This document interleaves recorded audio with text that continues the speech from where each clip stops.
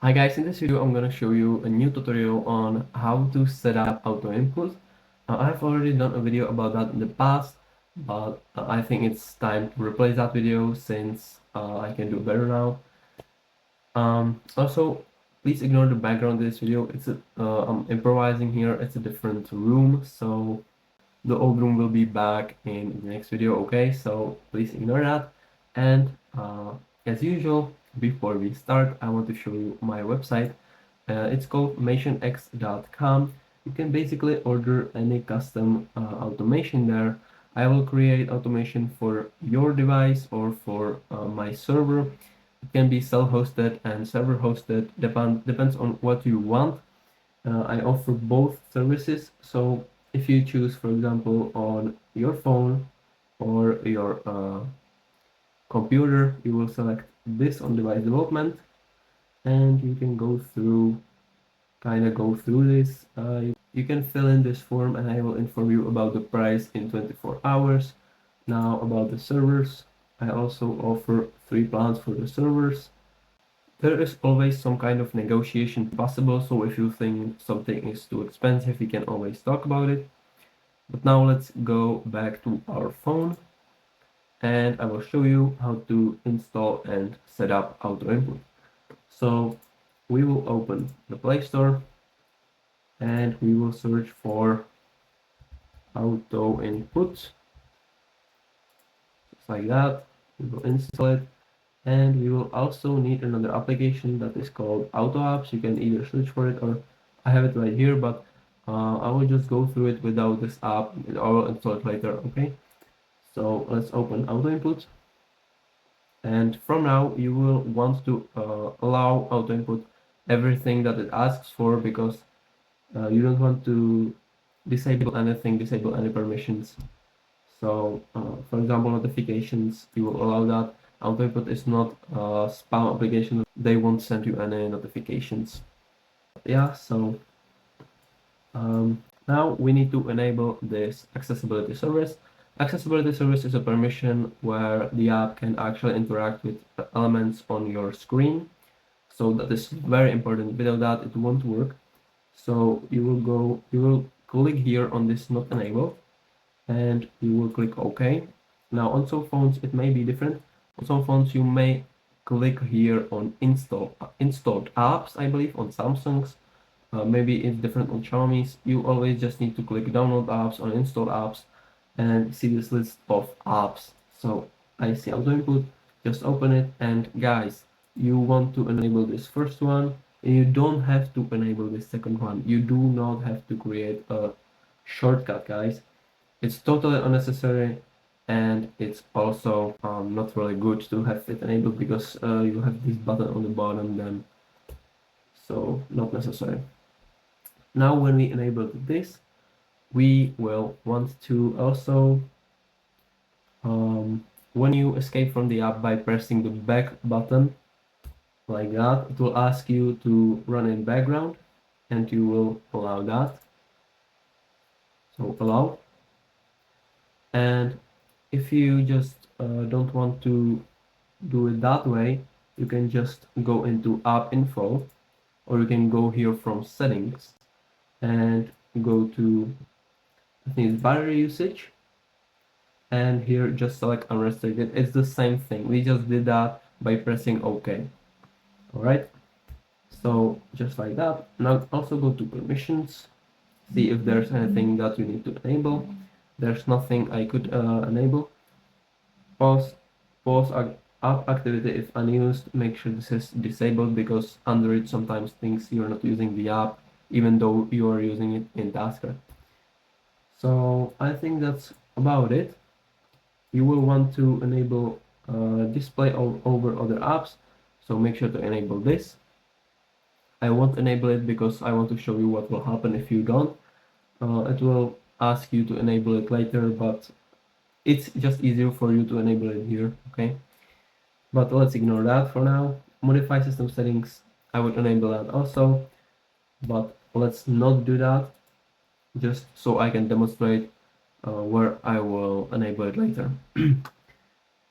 Now, if you want to really use AutoInput and click on elements, etc., you will need to buy it.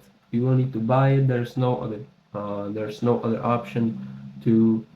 You can say start trial for 7 days, then you need to buy it again, or you can use for free, but that's only for 24 hours if you watch some ad. So I do not recommend that. I recommend getting the full version. So you will get the full version by installing Auto Apps, just like that. You will open Auto Apps and you will click here on AutoInput right here, and it will basically ask you for $2 or something like that. You will pay it and AutoInput will be unlocked. So after that you can just simply launch it, and as you can see, the whole thing, unlock it, disappeared. If it didn't disappear for you instantly, you can just refresh the app like this. Oops. You will just need to refresh the app multiple times until it just says it's unlocked, you know, just like that. It will need to realize it's unlocked. Okay, so that's one thing you need to do. And now let's go straight to use it. So I open Tasker and I will create a new task. I will call it test, for example, and create a new task just to demonstrate what will happen when we didn't enable the permission show over other apps or something like that. When we use plugin and AutoInput here and actions v2, for example, which is the best, which is basically the best option. You can click on elements, the best choice. Then you will click here actions to perform, and it will just ask you to grant this permission, what we didn't grant. So we'll go here, enable this, and now I think that everything that AutoInput can ask for is basically enabled. There isn't enabled, no, there's everything enabled. So there's nothing more you need to do. If you would like to use AutoInput, I can show you in another video. But in this video, I want to just make it straight, just how to set it up. I have made more videos about using AutoInput in the past, so you can just take a look on that. So guys, that's about it. Also, people ask me, what is this? Enable just when needed.